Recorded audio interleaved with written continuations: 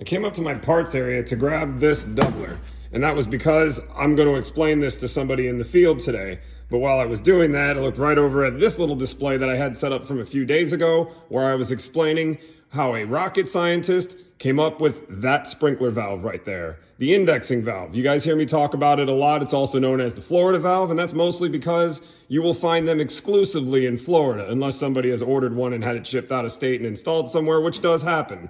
But this is the indexing valve, and it was invented by a rocket scientist, Carl Kah. And the reason why he invented it is because the old school sprinkler systems used to have gate valves. If you had a 2-zone irrigation system, you'd have to have one of the gate valves closed and the other one open to run the one zone. Then somebody would have to come outside, close one gate valve, open the other, so that the other zone would run.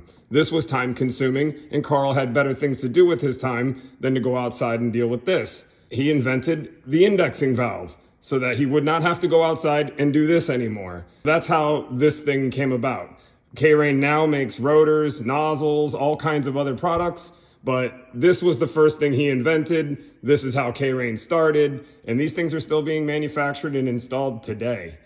All right, I gotta get out to the field so I can explain that doubler.